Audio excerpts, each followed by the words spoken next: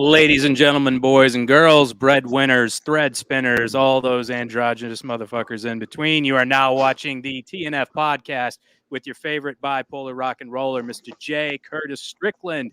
Do me a favor and click on that like button, click on that subscribe button, click the bell for notifications, and share this video. That's the only way we get any sort of traction on YouTube and on the social media. If you help out the algorithm, it shows up more. So today in the house, we have Eric, Roy, and Jeff Lombardi.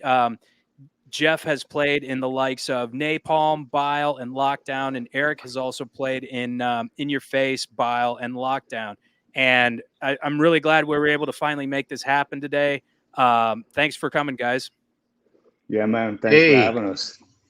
And I want to give a shout out. I want to give a shout out to Eric, and I want to say happy birthday to him because it's his birthday today. Yeah, thanks. I'm 25. Yeah, you're 25. Eric, we're lying, man. I know you say that on your Tinder profile, but we ain't buying it. Eric, where you tapping in from? Where you tapping in from? The Batcave? What do you got going on? You don't want us to see where you live, right? In the shadows of the darkness. Man, I hear you. Right. So all right. So you guys are obviously veterans of the hardcore and metal scene. I want to pose you guys this question, and I guess we'll start with Eric first. How did you get into music, and like how did you grow up in like a musical family? Did you have friends that played music? Did you have brothers and sisters? Anybody like that?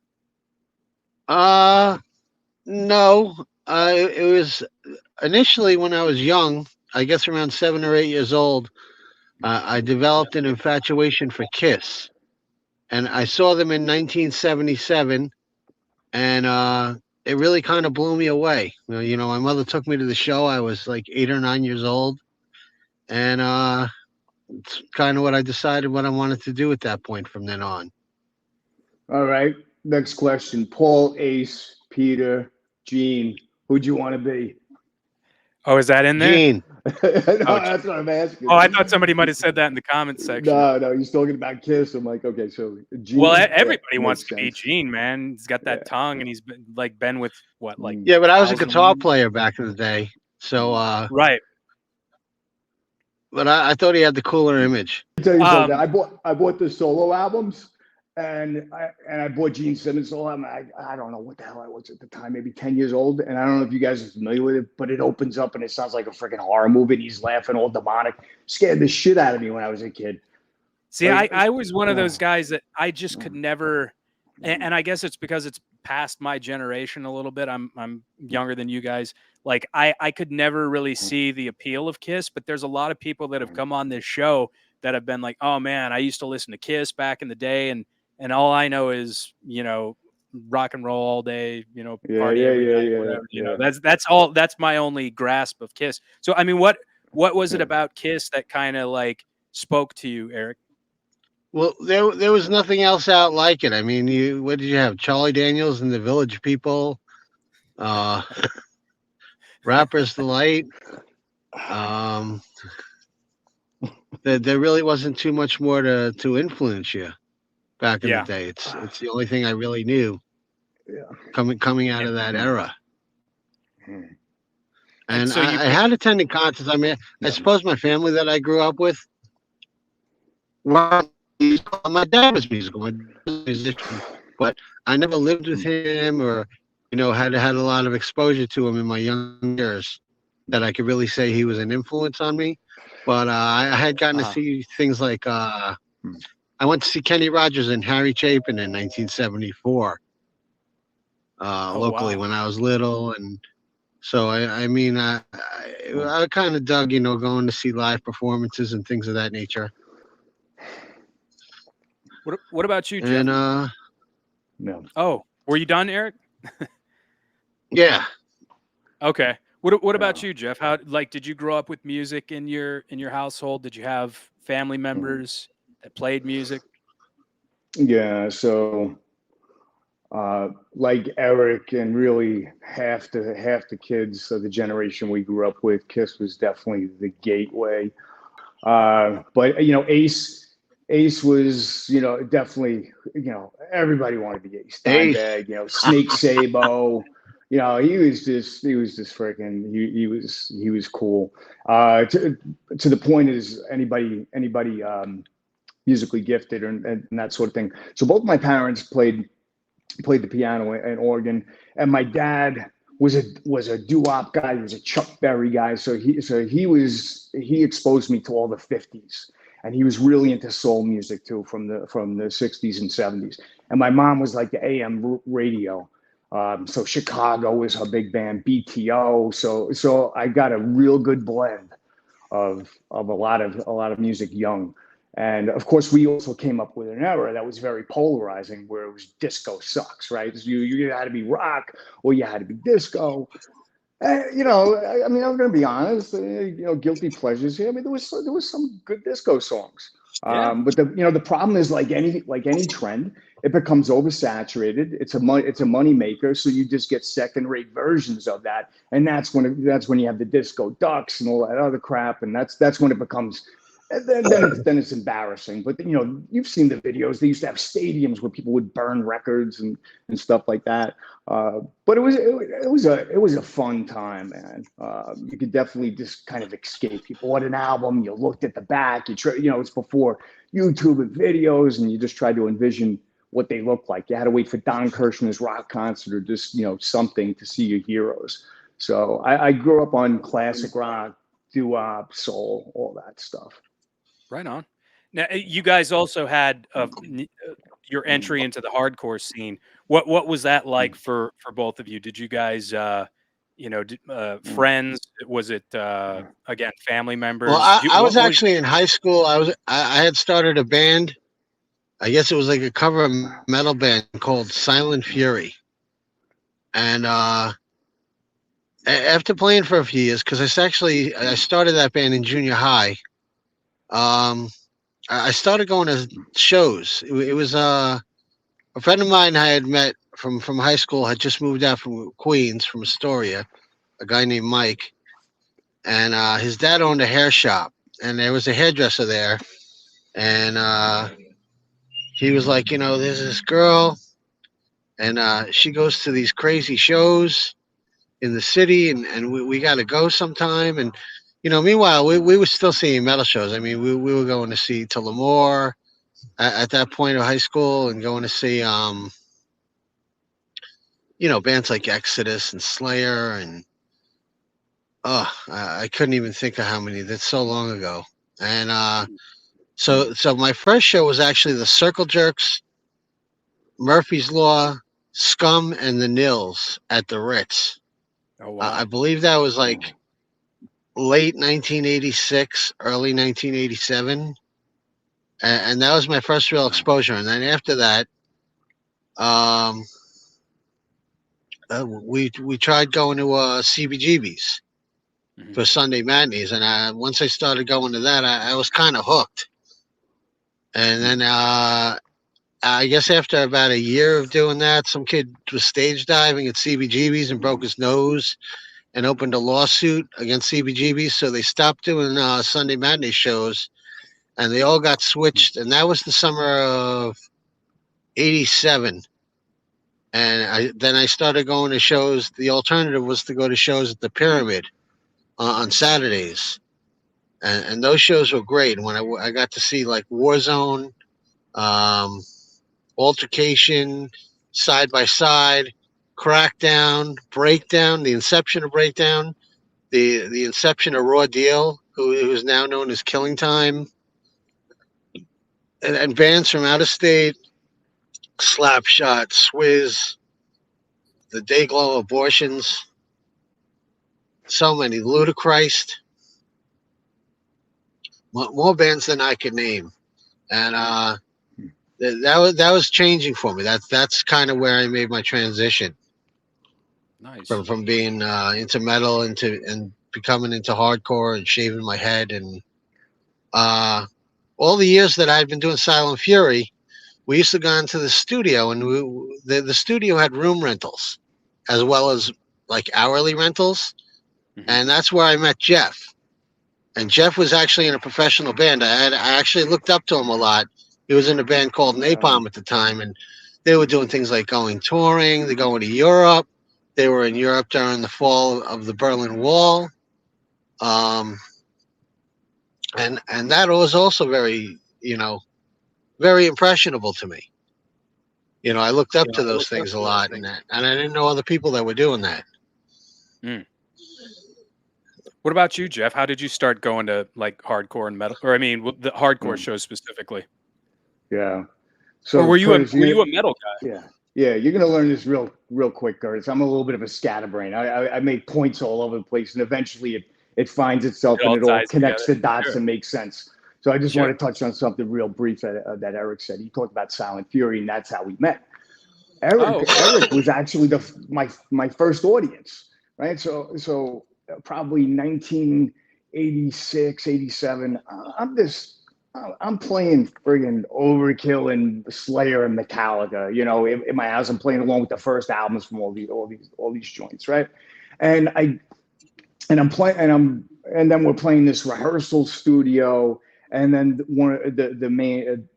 leader of Napalm at the time, who was called Combat. Shout out to Rex Rossback, Jeff Rossback, and Chris DeMonag Widener, the original crew. So Jeff and Rex were getting ready to exit. Chris heard us playing Slayer and stuff like that, and he asked us to join. So we joined the band. They were already on Combat Records. Name of the band was Combat. They had to change it to Napalm, conflict of interest. And so now we're in this monthly rehearsal studio. So Scatterbrain rehearsed next to us, and Hitman, and we're playing. And Eric, I think he's probably in high school time. That's how long I know this guy. Yeah. I think I was in 11th grade when I started In Your Face. Yeah. So him and Brian, they hear us playing. I guess they're down there trying to rehearse with Silent Fury. They come in there, and I'm telling them, I'm like, I never played your show before. I'm freaking, I don't know if I'm gonna have stage fright or not. And Eric and his whole crew, his high school friends, got together. They came down, and they simulated a show for us. So that was like my induction there. So that was pretty cool. So I kind of own that, because I kind of like jumped in the fast lane really quick with Napalm. We were playing a lot of shows with headliners, national acts, and it was just such an amazing time. Like anybody that was back in the day, of course, everybody talks about the glory days, and we had the golden era or whatever. But seriously, it was an awesome time for music in New York. I mean, any day of the week you could see national acts, but it was just a great period too, where a local band, like a bunch of friggin' punks, a bunch of kids, Napalm, we get to share the stage with, our heroes.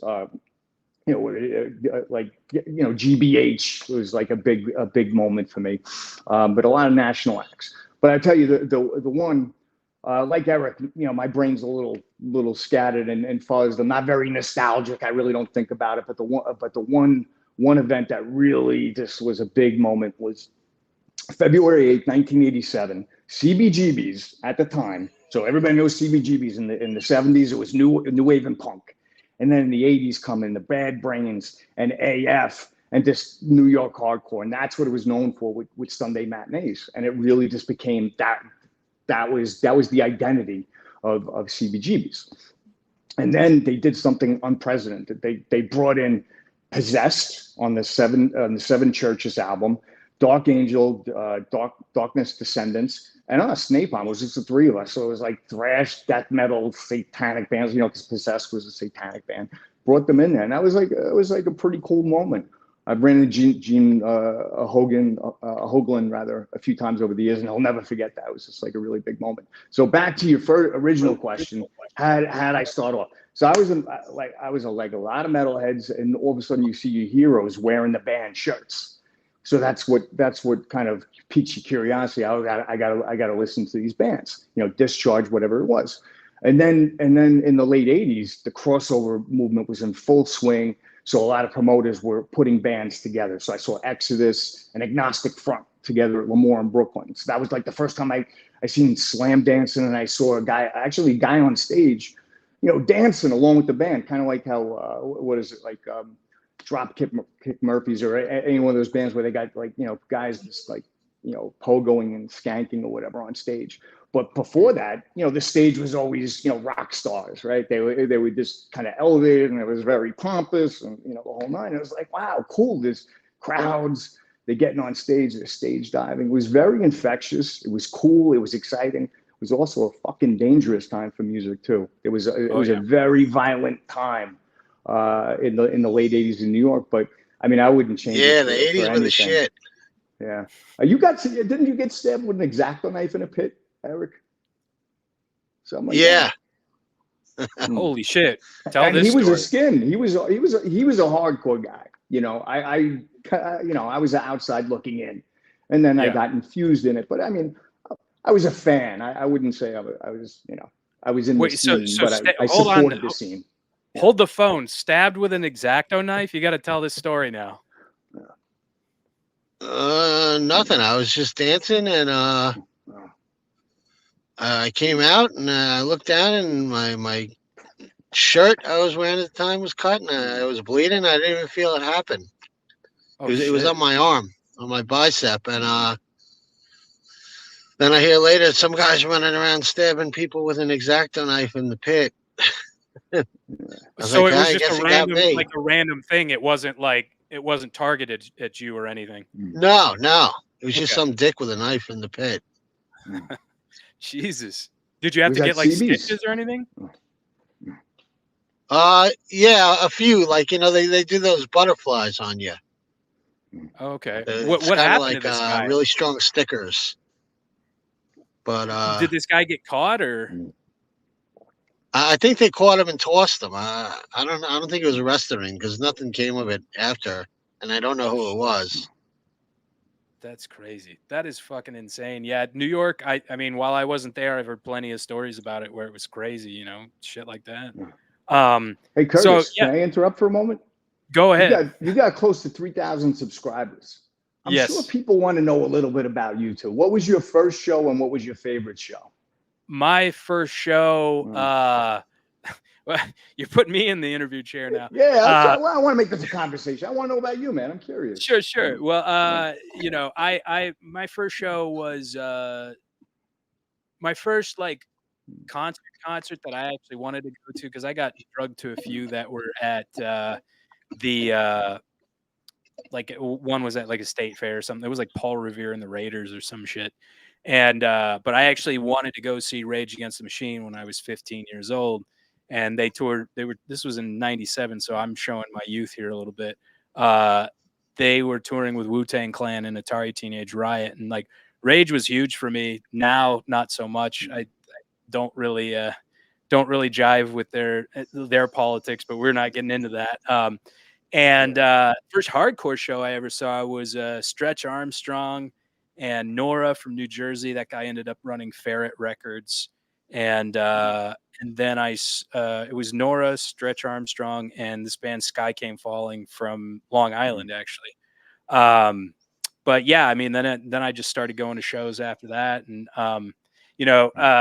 back to what you were saying about the whole, the napalm thing, like.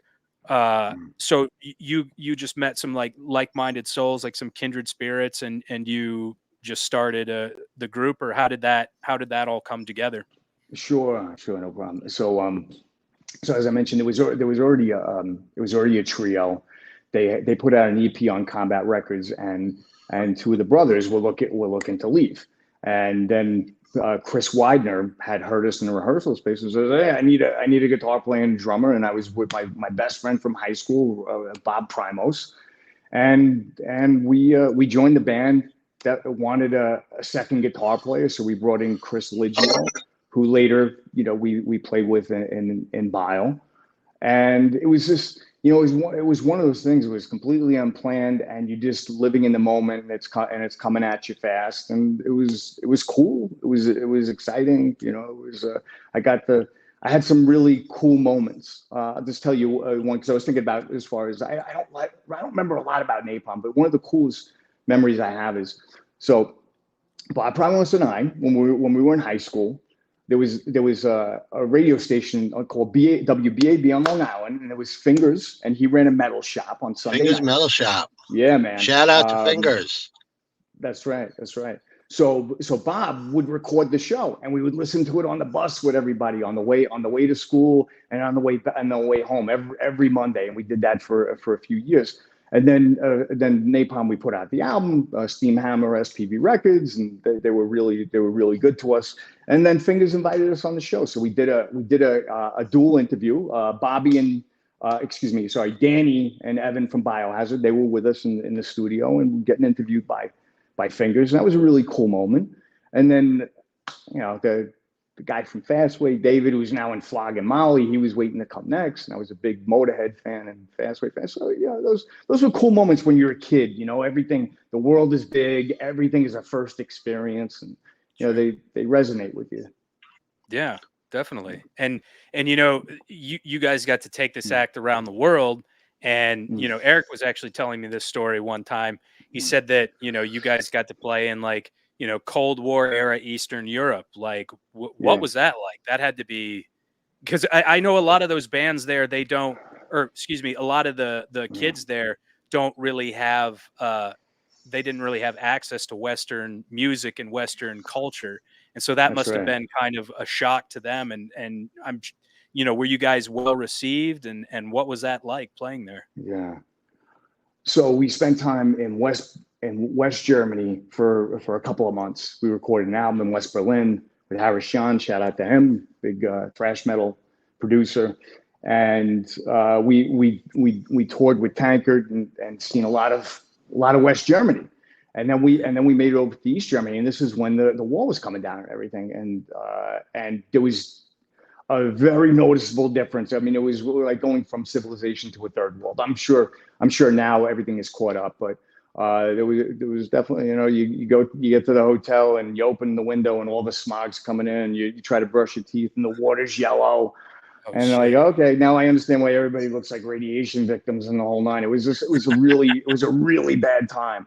We played the day of the first free elections. So we played. Well, let me before I give you the number. Don't think for a moment. This is not the Wacken Festival. This is not the Download Festival. We played for 80,000 people, but they were 80,000 civilians just walking by, waiting to vote, looking at us like, what the hell is this? And they keep. Wow. But it was pretty cool. It was an outdoor festival. Yeah. And it was a big moment for Germany. So it was nice to actually to observe that. Yeah. You actually saw the wall coming down? No. The closest thing I seen to that was Roger Waters when he did the wall simulation. I stood in front of the Berlin Wall before it came down, and then as they were taking down, so it wasn't like it all came down at once. It was kind of like it was in tranches. Yeah. So there was some sections that were up and down. I grabbed some pieces, and I brought it home. It was cool. Yeah. Yeah, that was a thing back in the day. I was in elementary school at the time, and kids were bringing in pieces of the Berlin Wall, and I was like, wow, that's really cool, So did you guys have any like trouble over there, or?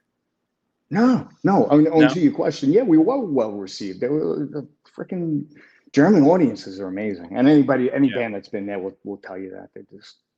They're really into it. Americans can be a little pompous sometimes. They're like too cool for school and wallflowers or whatever. Not everybody, but you know what I'm saying. But like they just they just let loose. They let go over there.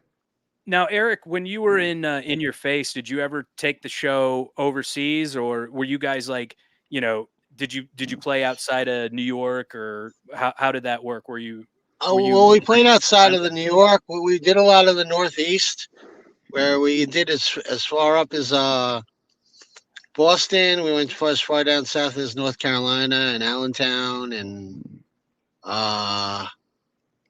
to be honest, I was a high school kid when I started that band. It was kind of weird because I met some guys at a show at a club called the Right Track Inn in Freeport. And they were like, you want to start a band? I'm like, well, I play guitar. And they were like, all right, cool. And it was Mark Adams and Joe Vitale I had met. And I was really stoked about the whole thing because I had been playing guitar. I had been in a metal band in high school, like I had said, called Silent Fury. And I had been going to see so many shows and was so influenced by the music. I just had like an eruption. And if you hear the In Your Face demo, which you can find somewheres on YouTube, I wrote the entire thing in one day, and then the lyrics and the music, and then I presented it to those guys on one weekend, and they just kind of learned the songs, and we became a band. And our first show we played was on a New York City radio station on NYU called Crucial Chaos, and we played that, and I guess it went over well because it had a very large audience. Everybody listened to it like weekly, and we played our first show like live. I guess about 2 weeks later at a place called the Right Track Inn, and we had like a few hundred people show up, which was uncommon because it was a little hole in the hall. And we packed the house, and we were playing with great bands, Crackdown, who I've been very good friends with for many years. I can't even think of who. New York Hoods, I think, played. Mm. And yeah, it was really weird because we gained popularity very quickly. And we were putting in, we were put in the slots in with national acts inside of the 3 shows. So we were going from playing the Right Track In and playing on the radio to playing to 1,000, 2,000 people every show after that. Wow. And it was surreal. And I was still in high school. And I didn't tell anybody, I would just go to high school and be quiet about it. And then on the weekends, I'd go out and play these completely outrageously wild and violent shows. And it was surreal. Did anyone ever at your school ever find out that you were like a weekend warrior rock star? Or? Well, yeah, it kind of went around after a while. Like people would be like, well, my friend Mike, who I was good friends with for many years, one of my best friends, Mike Zakis. He would know. He came out to our shows, and another guy named Craig Singer. And I would say there was only a handful of kids who were really into hardcore out of my high school, so they knew. But after a little bit of time, kids were coming up to me and going like, I hear your band's doing pretty well," and I would just be like, "Yeah, it's doing good," because it was funny when you're in high school, you have all these other people, and everybody has these egos because they played the battle of the bands, and I just felt like I had. With everything that was going on in my life, I felt like I outgrew that and surpassed that all inside of a summer. And, I didn't feel like running around or having an ego or talking about it. I never related to those people before. So why am I going to try and include them in my life now? Yeah. Not that they were mean. I think it was like really good people I came up with. But a lot of times the scene that we're from is really misunderstood. So I just, I never really talked about it, or I was kind of introverted in that sense. Yeah. No, I feel you there. I mean, and yeah, I mean, hardcore metal kids are kind of, anomalies and they're oddballs. I mean, I think it's more common now, but growing up, it's one of those things where you get looked at funny, or you're oh, people, he's a weird dude or something like that. Yeah. So. Hey, do you play that "Kill Your Mother, Kill Your Father" music? Yeah, that's me. That devil. That's what I do. Music. Yeah, yeah. The growling music. That's what I hear a lot. And so so you had a pretty good go of it with In Your Face, and Jeff, you had a good go of it with Napalm. And then how soon after you got? Oh, go ahead. Well, when I was in Your Face, it was really weird because we had been playing out, I guess, about a year. We recorded a second demo, which they weren't really hyped. I mean, I tried to chill and like include them in on writing material, and we came up with some stuff collectively. And Joe actually came up with a song or two, but I never really felt the aggression. And they seem, as despite our success, they didn't seem so gung ho on it. And we had gone through a number of drummers, and we finally wound up with Ernie Parada from Token Entry playing drums with us.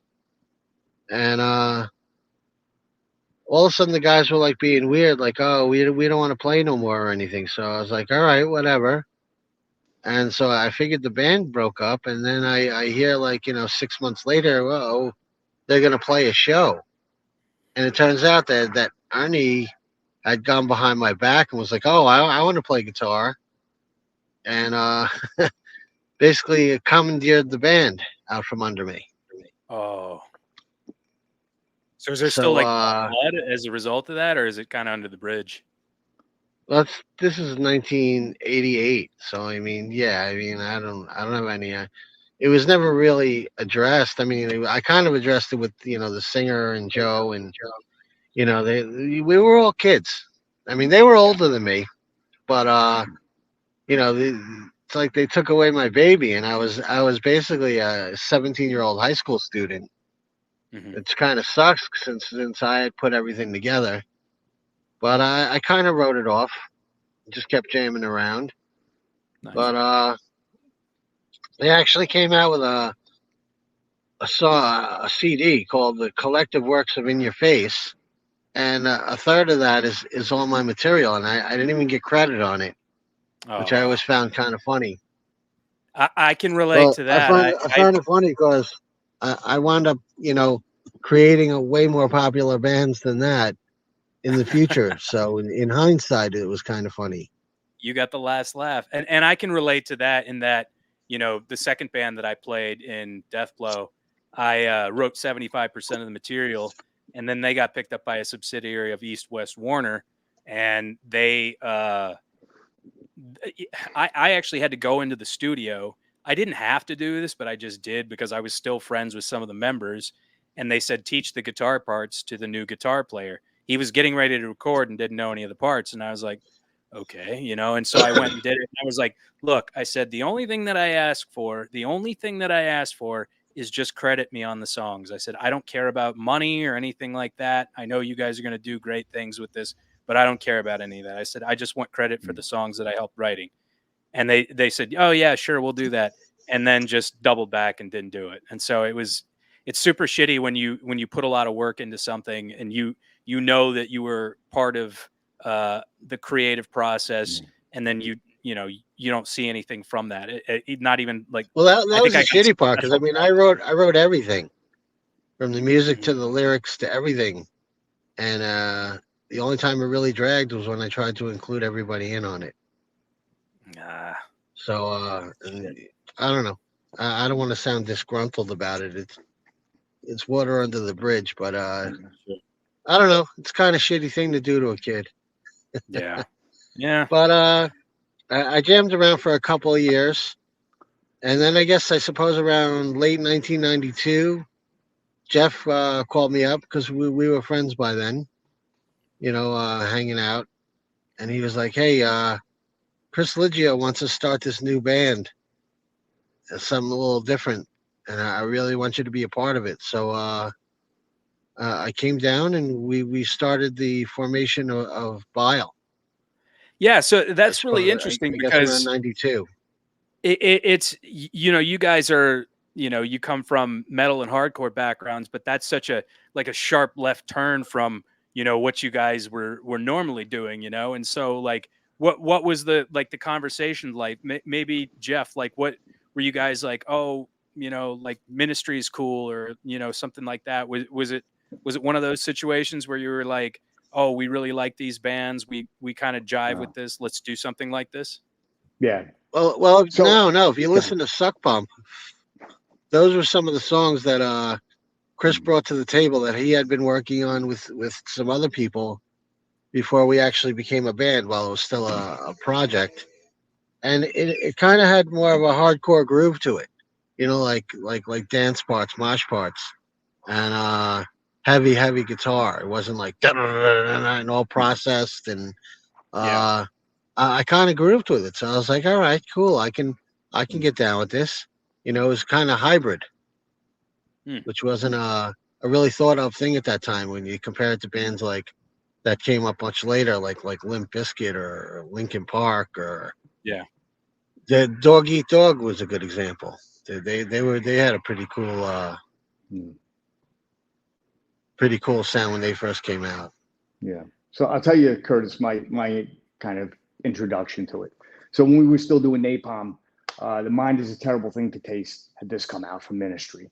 And that was kind of a game changer because Ministry before that was every day is Halloween. It was a little bit more, a little bit on the new wave tip, right? And then Al Jorgensen, all of a sudden, this guy, he just got pissed off, whatever it was, and the music was very aggressive. And so at the time, what was it? It was 9 Inch Nails, Ministry, Nights of Reb. There weren't a lot of bands, right? So Napalm disbanded. Chris wound up doing a band for about a year called Eye for an Eye with Bobby Gustafson from Overkill. Pete Martinez from Murphy's Law, rest in peace. Petey, we lost him about a year ago. And Frank Casey from Winter. So he did that for about a year. It was a good band, but it just kind of ran its course. Frank Casey, he was a great guy. Yeah, man. Yeah. So then Chris called me up and he's like, hey, I got a 4-track. I got a tape machine. I'm doing this stuff. And he had, like Eric had alluded to, had these ideas, these working songs. Brought us in. Well, he brought me in, and then I called Eric and a few other people. So it was just, get all your friends together. And we were practicing in this, I think it was an old Westbury of Muttontown, this old, almost like abandoned mansion. It was creepy, man. Like there was you didn't want to go in the basement. It was Eric, how many rooms were in that mansion? It was huge. Yeah. So I just remember that could have been a hotel. It was a weird way. BILE Manor. Yeah. They used to call it BILE Manor. To practice, and then we just kept on bringing friends in, and then the original core, we were playing shows, and I got to tell you, Curtis, when I was doing Napalm, even though the labels and the whole nine, Napalm was just another thrash band that was kind of like coming up in the second wave of thrash, and at that time there was hundreds of bands that sounded like us. Yeah, we made it out of the local scene, but we were still just a band in an establishing, growing trend. But BILE, like I said, there was only a handful of bands, and we were doing something that was different. Musically, we were all big Beastie Boys fans. We were hugely, Roi especially, so that's why we had 3 singers. And then we're really influenced by 80s hip hop. So we had the 808 drums, and I'm like, I'm a big metal guy. Chris came from metal. So like the crunch guitars, like Injustice for All crunch shit going on. And then there was keyboards, there was acoustic drums. Shout out to Rick Mayhofer. He was Rip, rest in peace. Yeah, Rick Damien Omen Troy, he was the electronic drummer, rest in peace. Yeah, rest in peace to him too. Yeah, we brought in Cindy, who was like kind of an rest in peace to Cindy. She's cool. Rest in peace, Cindy. A fire dancer on stage. Rest in peace, Bob Abuse. And then we brought in our boy Archie, and anybody who was in the scene back in the late '80s, early '90s knows Archie at Califatis's. He made the cover of Newsday, which was a big Long Island newspaper, and he was a prankster. He was funny. It was great. So we had this great core together, but we brought elements that weren't seen before. And I don't mean to sound this like I'm bragging, but it was just really cool to be part of something that you knew was unique, and you could see the reactions. Like we played the Limelight before we even signed. It didn't come out, and it's packed. I'm like, really? I'm like, who are they here to see? It was like, really, you go back. Staging this Joan Jett, and I'm like, what the hell? Why all these people? But there was a buzz about the band, and it was really cool. We played the Bank with EMF before we were signed. We played with Oasis at what was that place called? Space Chase? I don't know. And that was before they were big. No, it's not Oasis. I know who you're thinking of. Oh man, what was that band? They became huge, and we laughed about it. Everclear. Everclear. That was it. Yeah. I just remember it was a long freaking staircase. I had to carry all my equipment up. That's the only thing I remember about that show. It was ridiculous. You didn't have roadies? No. That to me, that was success. It wasn't having a bank account. It was like, I don't have to tune my guitars, change my strings, and carry my amps. So I was never successful. Never had a roadie. Well, we did adopt a roadie technician that was with us for a while. Shout out to Jim McCluskey. Yeah, that electrocuted himself on stage. Oh shit! Yeah, with my old light box. Yeah. What the hell happened? No. I had a light box that would host lights inside of it, like a strobe and colors, and it could be controlled by a foot switch. And we used to have a whole stage setup where we had melting plastic that would cover an electronic kit. We had TV screens that were all hooked into one VCR, and we would make these compilation videos on it, integrations of war scenes, snuff films, gay fisting films, and everyone thought it was synchronized to the music, but we would just hit play and play the set, and however it landed, it landed. It wasn't synchronized at all. And they gave me one opportunity that I could get to create the videos to stream with the show. And I had the Knicks. I was a huge Knicks fan. I had the Knicks and the Suns, a bench clearing brawl, and I had that stream for a while. That was they took that away from me. That was they wanted shocking stuff. I'm like that's violent. Come on, it doesn't get you amped up. So that was my only shot at being creative. Not like yourself, Curtis. You're a creative content creator. I'm kind of a hack. I don't. I'd suppose I'd be a little bit more successful at it, making a little more money now if I was truly tapped in. But it's interesting because the first time I ever heard BILE was on the D. Snyder's Strangeland soundtrack, and I guess Eric was telling me that was a lineup that was after his time. But I will say that actually right after I had left, that occurred. Really? Yeah. Were you still in the band that occurred because Brett Perozzi from Messiah 9, that's his new band now. He was D. Snyder's babysitter. Oh shit! So that's he used to hang out with these kids, and that's how BILE got all those hooks for that kind of stuff. Oh wow! And that is wild. Were you still in the band at that point, Jeff? No, I was actually the first guy to quit. Okay. Yeah, it was after our tour with Guar, and by the way, Guar, great guys. Rip Dave Brocky. Rest in great peace, guys. Dave We Brocky. got to see great guy. Yeah, we got to see their show every night, which was awesome.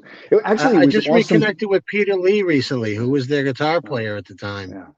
Who was on Facebook. He was a great guy. He was a lot of fun on the road. All those guys were so much fun on the road, and we went out and did a really long tour with them, and what an incredible, life-changing time. Yeah. And watching how much preparation goes into their live show, where they have to go out and get like 50 fire extinguishers, fill them with Kool-Aid and pressurize them, and they would do that every show. Oh shit! And just the work ethic that was involved with that, it really inspired me a lot. Wow. Yeah. Well, I mean, it's kind of like similar aesthetics too. I mean, you guys have an elaborate stage show. They have an elaborate stage show. It only makes sense that you guys would kind of take that on the road. Yeah. I was going to say, Curtis, the first week was really good. After the first week, their costumes started to smell a lot. If they didn't clean them, it was old backstage area. I credit to them. I don't know how they put them on. Was it like they're just made out of rubber or something? Yeah, prosthetics. Oh wow, that's wild.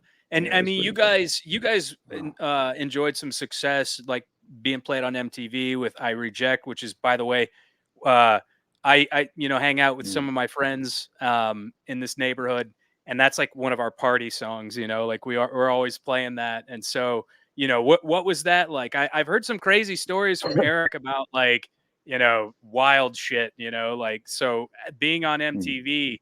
What was that like? The directors from the I Reject video were also Daisy Fuentes is like producer or director whenever she did her show for MTV, and he did the MTV Beach House. So that's how we got to go out and hang out at the MTV Beach House, and we were hanging out with Heavy D and Puck from the Real World, and I got dusted out of my face. And I went down the water slide with all my clothes on and my beeper and my wallet. And Curtis, I was all whacked out of my face at the beach house. And Heavy D was the only one out of his whole entire entourage. Like You would think his entourage was street, but he was the only one that knew I was dusted because I was Curtis, smoking let me angel tell you dust at the something. time, and he was Curtis, like, Sure. yo, he's like, you smoking some sherm, and I was like, uh-huh. And his entourage, this girl was like, what's that, marijuana? And I look at her and I go, nope. And we both kind of laughed. But he was a cool guy, Heavy D. You know, Nice. oh, Curtis, Jeff can was I trying say to jump in. something? Sure, Can I say sure. something? oh, I'm sorry, Jeff. Eric's Go ahead. talking. He's telling this story like him being dusted is an anomaly. Look, I'm like the only guy in the band that didn't do drugs, and you know what? And I should have. You want to know why? Because I was the freaking designated driver for everything. I had a, you know, Oh before, yeah, that's before, the worst. yeah. Before we had a tour bus. Before we had a tour bus, yeah, I had to drive everywhere. Yeah, because I Well, was the only I one drove straight too, enough to but do it. that's because I didn't trust anybody else to drive, Yeah. You know, except so for that was you. my But punishment. often we'd have two vans. Yeah. We had such a big, big, road crew. Yeah. You know, so it'd I either be can two relate to vans that or a though. bus. I was not straight edge in a band full of some straight edge guys, and I always had to drive. And I'm like, I want to get high. Like I was like, fuck you guys, you know. But they would always, you know, make me drive. So yeah, it is punishment. You know, that's some bullshit. So would that make you straight edge, or you just don't like adhere to that No, label? Or well, you know, I've always been a social drinker, but I mean, I didn't drink and drive, but because I didn't do drugs, you know, I was the guy yeah, that had to freaking get, and I guess maybe it's a little stretch of the truth. Half the band didn't have a driver's license, you know, so that probably has something to do with it as you did the well. responsible thing then, Yeah, definitely. Because let me tell yeah, you, there was some scary moments driving through freaking mountains, and you feel like you're gonna almost drive off a cliff. oh shit. Yeah, man, it's This was scary. in, where was this Yeah. at? Oh, I don't know. It was probably like Utah or something like that. Oh shit. Did you Yeah. guys ever wreck or do anything like that? No. Mm, No. Okay. no. Yeah. That's good. Good thing. Yeah. So I mean, you guys got to go to the Mm. MTV Beach House. Were you like a, you know, people would recognize you when you were out and about, or you know? No, because even when we were out and about, and people knew who we were, we wore masks.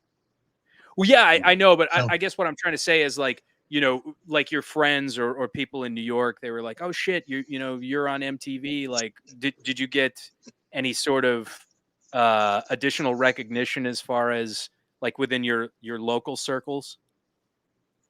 Not yeah, many. well, places like the Limelight and Club Voodoo, they always became like our stomping ground.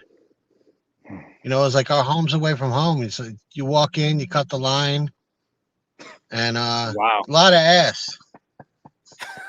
Yeah, I keep hearing about that. I heard you had some crazy trysts back in the day. Yeah. Yeah. Curtis, I don't know Crazy. what it is about being a musician, but you know, it's the people want to get to know you.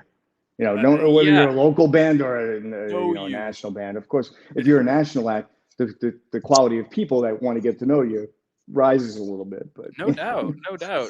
I yeah, mean, when you got the, yeah, you know, when you got the cheddar, man, like I was telling him I made it happen here within the past yeah, year.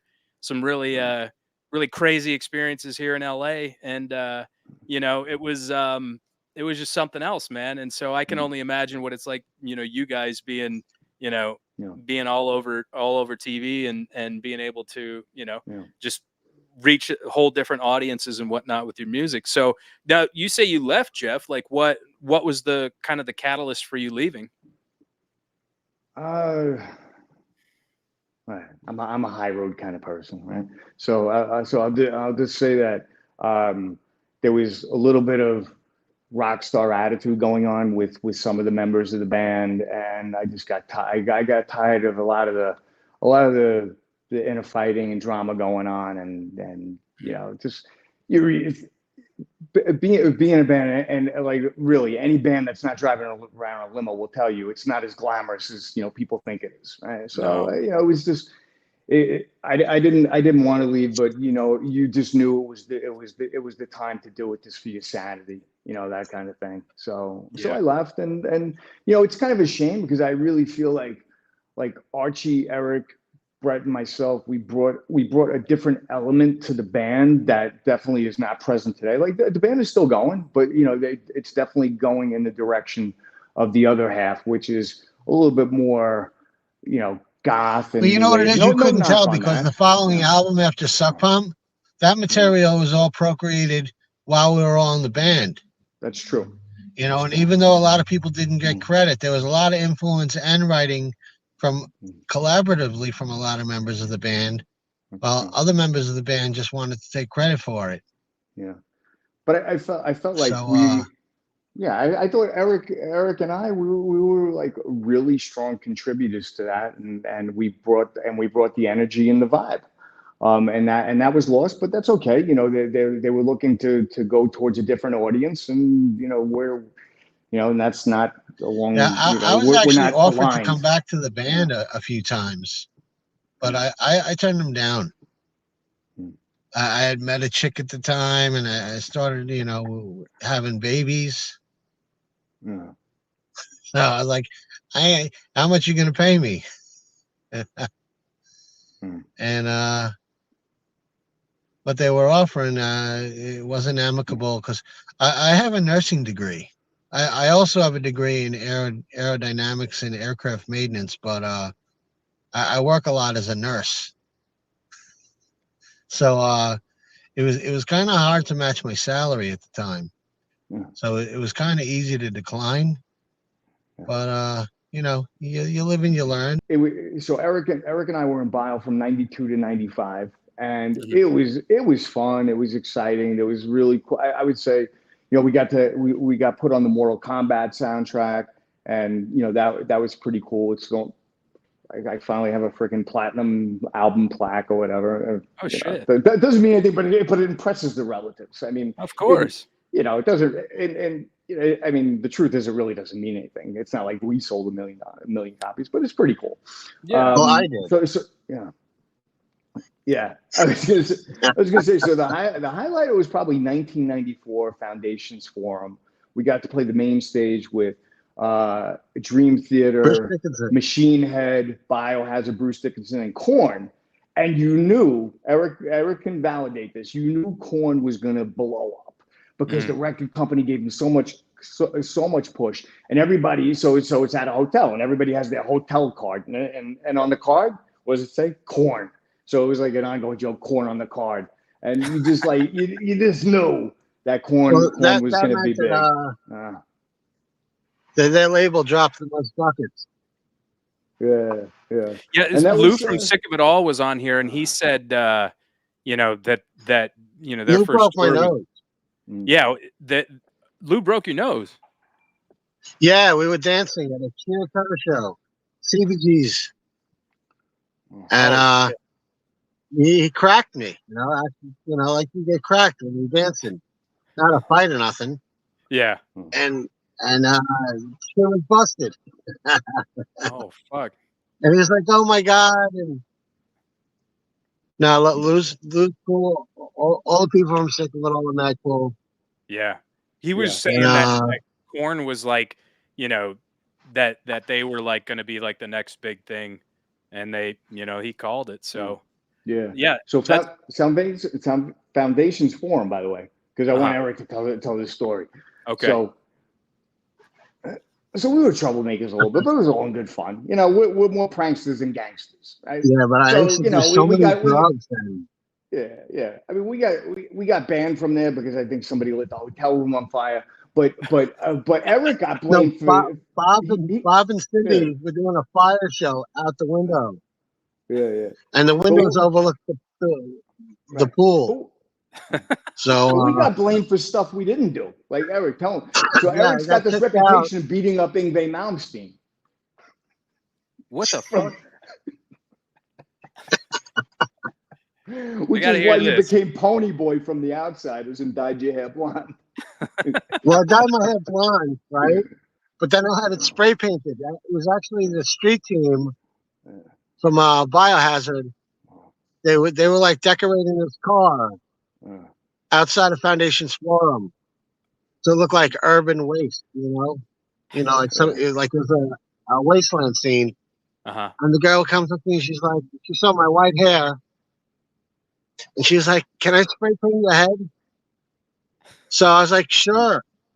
And they did like jet black and fire engine red, and it was really cool. But when we got to the hotel, spray paint washes right out of your hair. So I just changed rooms and took a shower, and I got somebody else's passes, and I really wasn't kicked out.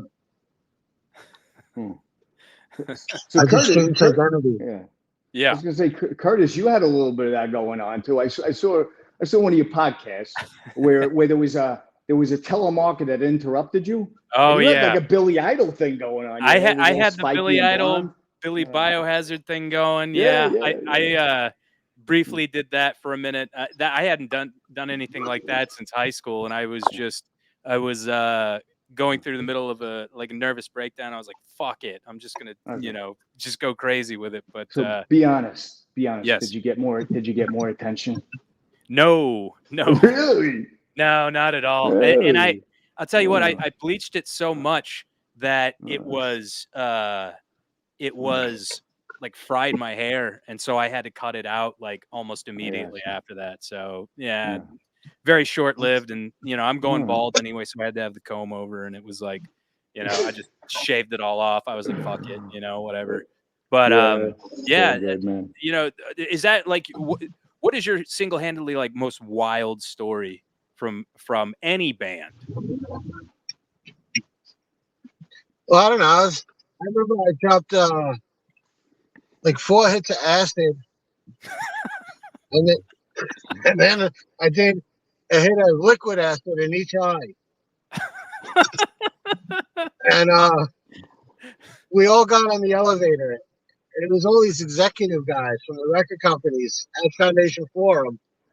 Pat Egan was there, and there was a lot of big boys in the elevator. And we jumped up and down in the elevator, and we broke the elevator where it dropped a foot, and then it stopped working. And I'm stuck in the elevator with all these fat guys, and I'm tripping balls. It was great. Oh, that's incredible. What about you, Jeff? Oh man, I don't want to say anything that will incriminate me. I've told my incriminating stories on many podcasts. I think it's out of this. What's that? I'll just skirt over it then. I'll just let's just say that I was in Germany. There was a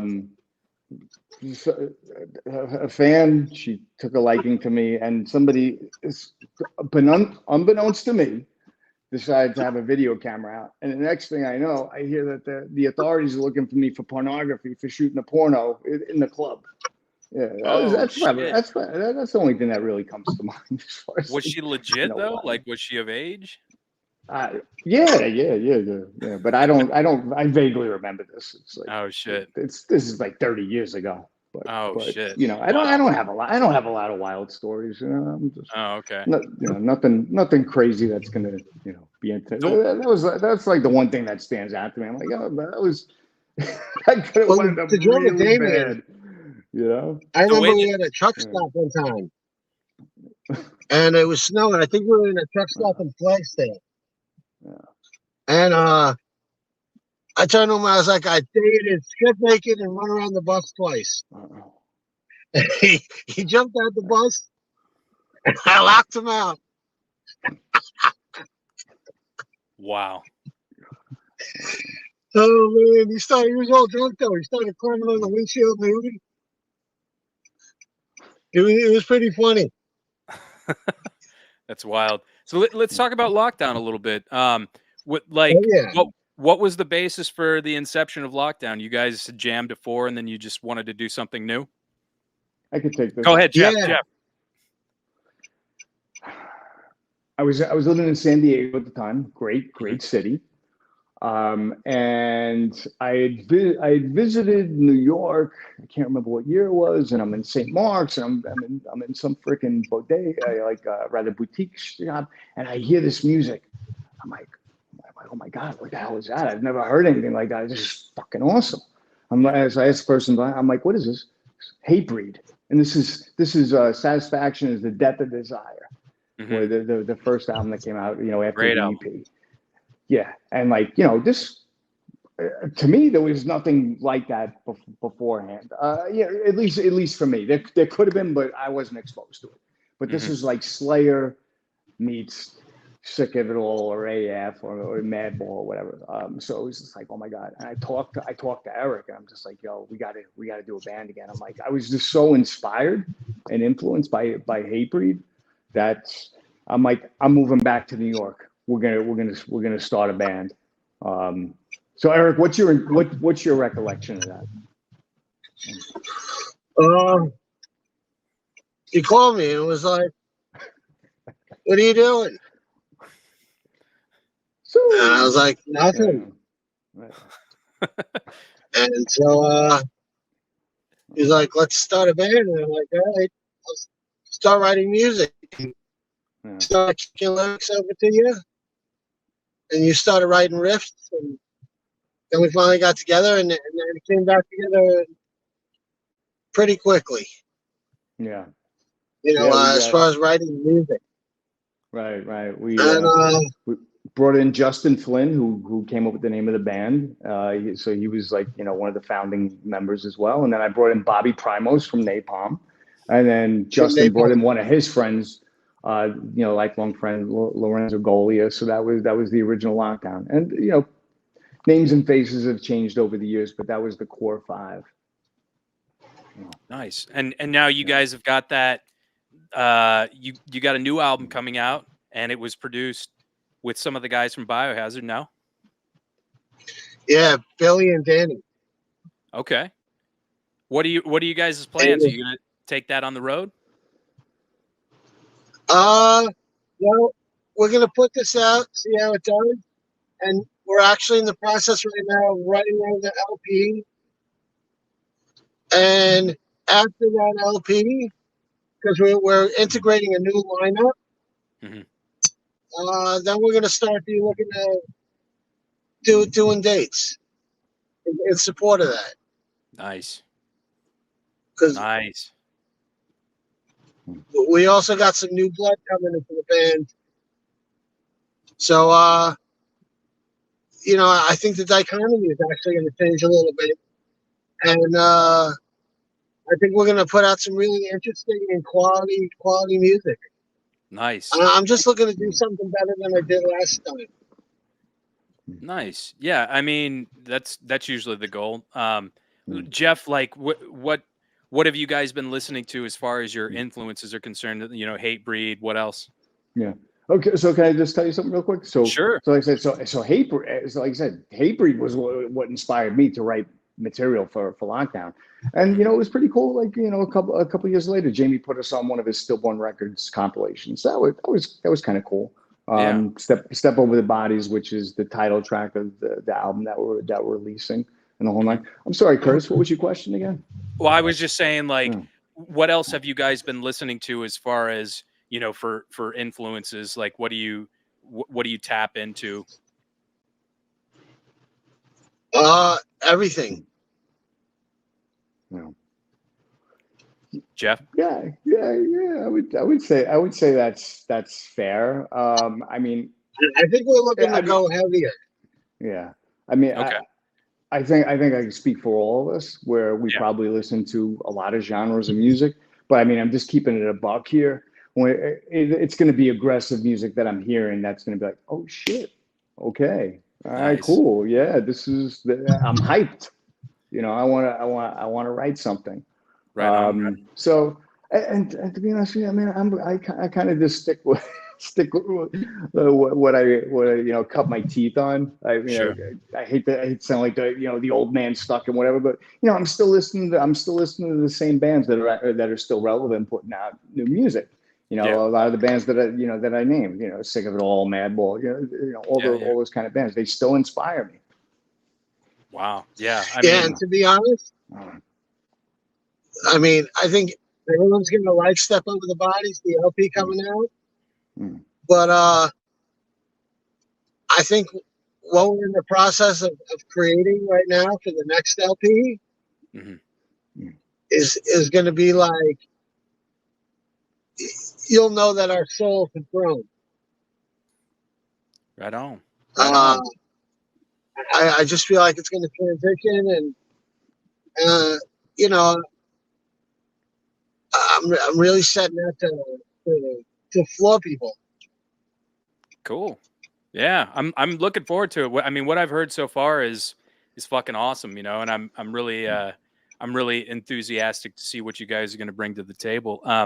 Now, since we were talking about Dexter, I typically like to talk about like films and what are you guys watching? What are you guys reading?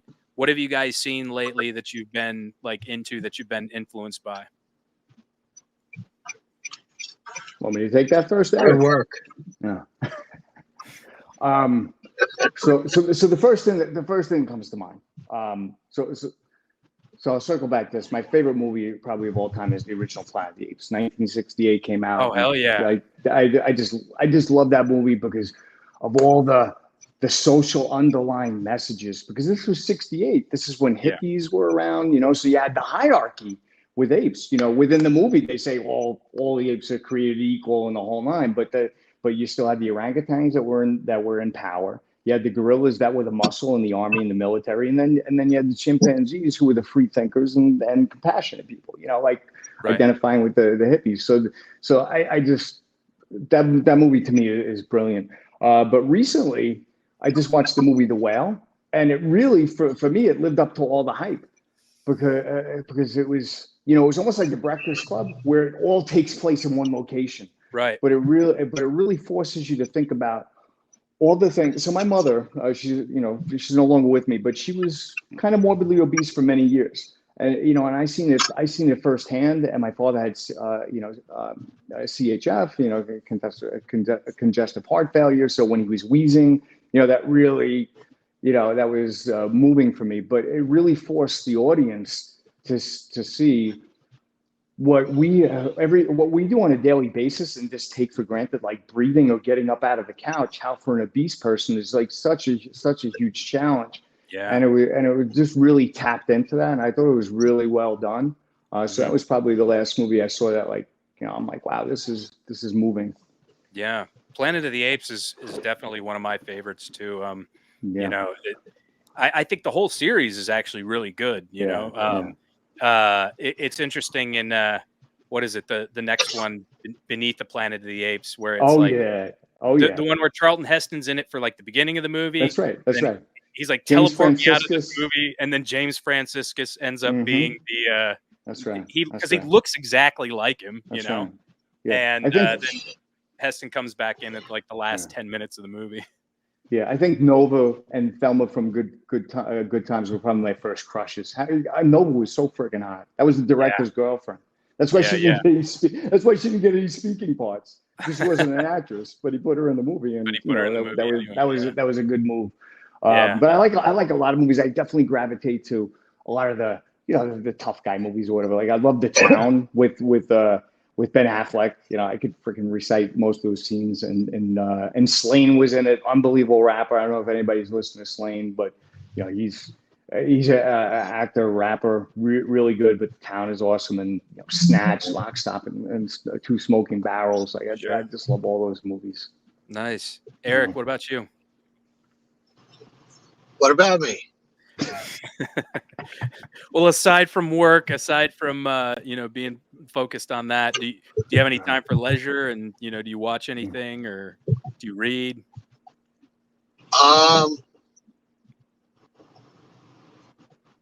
Sometimes. Yeah. I've read most religious books. Okay. Like I did a translation comparison of the Torah and the Old Testament. And I've also explored the Hectic Ikeda, by his divine grace, Swami Prabhupada. Hare Krishna. And I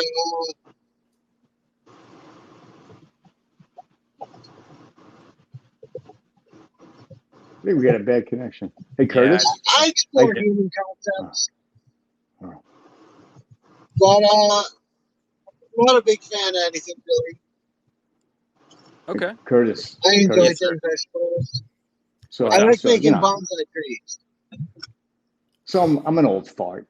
Yeah. I grew up on Star Trek. Tell me, what was it like to meet Leonard Nimoy? You knew I was going there with that, right? I mean, I've because Roy, he was an actor.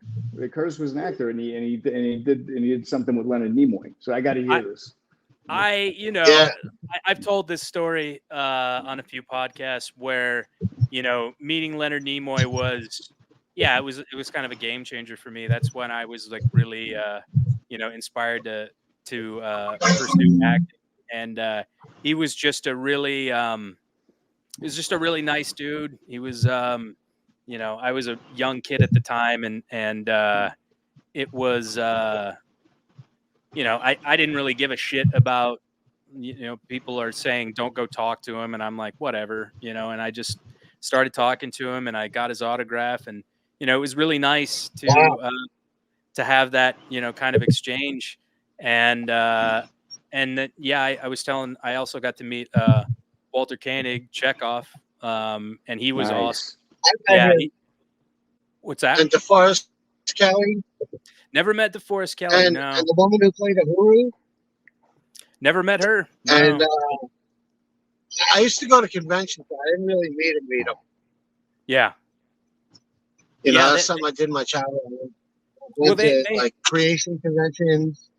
They held Fangoria conventions. They held a convention. It was in LA, and it was the cast of Star Trek Enterprise, and that's where they were able to get Walter Koenig to come down, and that was a game changer right there. That blew my mind because I got to talk to him about his acting history and stuff. And I haven't smoked in a long time. I've been 11 months sober now, but I was stoned off my ass when I met him, and I'm sure he smelt it on me.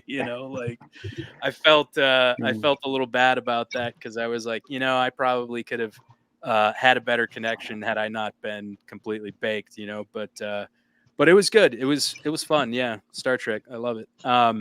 Well, cool guys. You know what I do about that? What's that? Is I just smoke weed every day. And if I got something important to do, I smoke weed. So when people see me all the time, me being high is normal to them. Curtis, I know you're trying to wrap this up. Curtis, I know you're trying to wrap this up, but I'm not letting you go. I got questions. Oh no, man. You've hijacked my show. Go ahead. I'll take some questions. How did you land on the name Tea and Fuckery? It was a play on the words like tea and sympathy, and I didn't know what the fuck that meant, so I was just like, it would be funny to call it tea and fuckery. I was like, okay, whatever, And apparently, come to find out, tea is the word that old jazz musicians used to use for weed, and so I was like, oh, that's pretty appropriate, But it was one of those things where it was like, okay, I want to be able to tell people the name of my podcast, hence why I called it the TNF podcast, Okay. Because the YouTube hates they hate swear words, they hate things like that, and so in order to get it to kind of go back and jump back in the algorithm, I slightly altered the name, but it's always going to be that. And I just thought it was funny. It was kind of an arbitrary decision. I was like, I'm just going to call it that. There was no real rhyme or reason. I was like, tea and sympathy. I was like, tea and fuckery. Fuck it. That's cool. All right, man. I won't hijack your show. No. I know you want to put a bow tie on this. No. A bow on it, rather.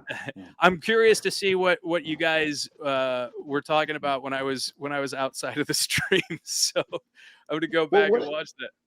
Yeah, well, what I said, I mean, this is, a tip of my hat to you, is I asked Eric what he did last weekend because it was Veterans Day, and Eric's very close to some Vietnam vets. And I know, Curtis, you're a veteran yourself, so thank you for your service, and thank you Hey, for thank all you, man. the men and women that are still serving and Yeah, protecting, thank you and, for your service, our brother. freedom. Thanks.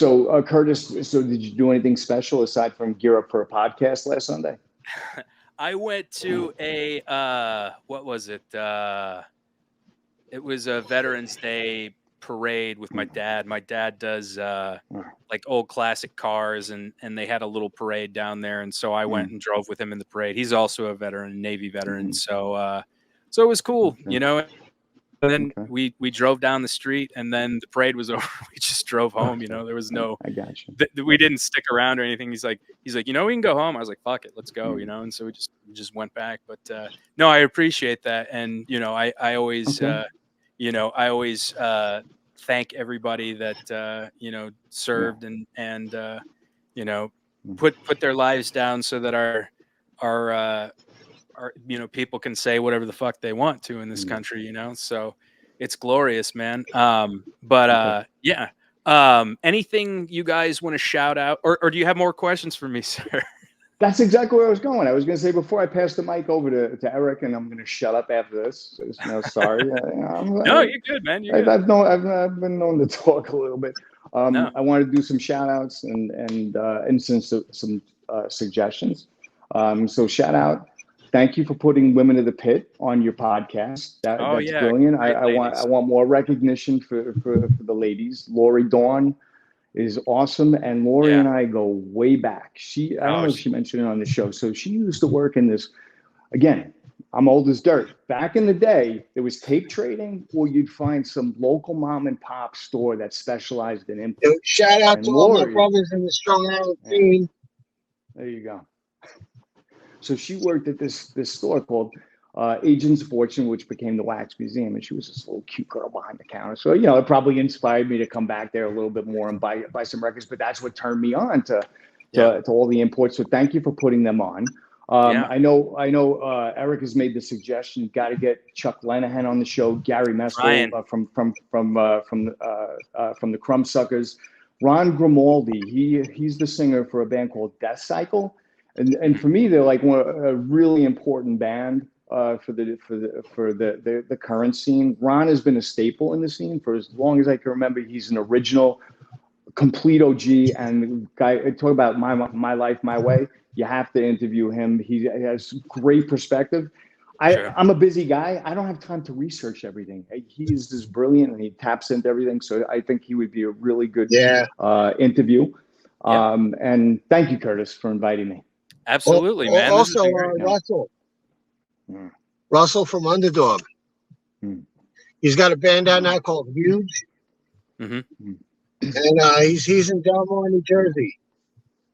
Oh, okay. But yeah, I think people should check them out. Okay, yeah, I'll definitely do that.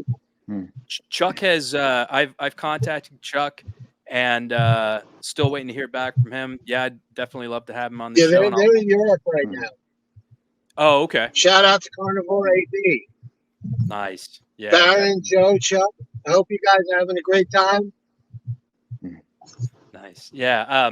Agros Army. And Paris Mayhew, who also came on the show. Yeah, definitely. I got to get one of those shirts. Agros. He's got a bunch of my gear, but I don't have any of his yet. And we actually did an Agros design for him that one of these days I'm going to press. But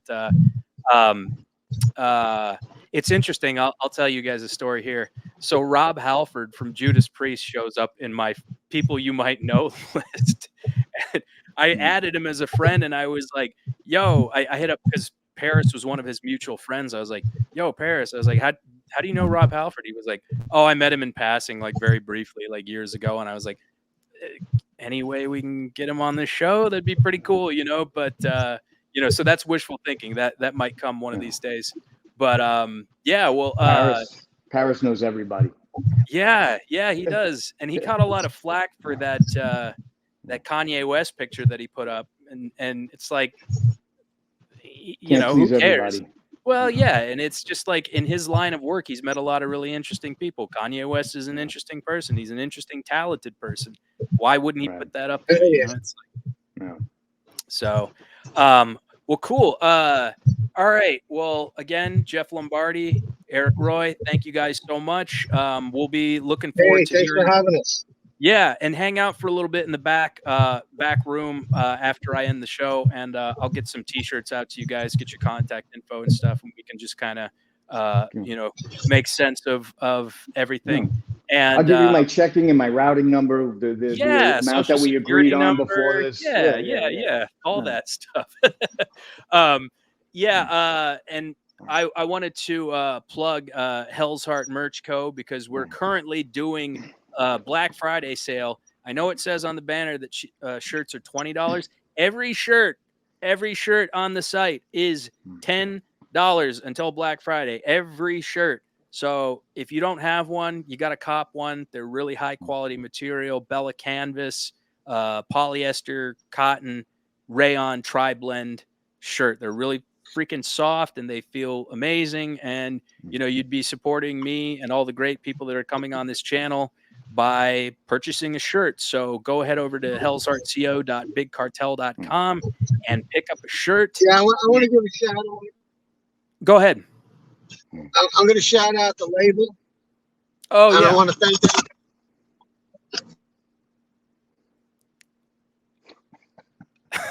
He's saying Eric from Self-Made Records. Oh, you're on mute, brother. You muted yourself. Go ahead. Maybe you could shout him out, Jeff.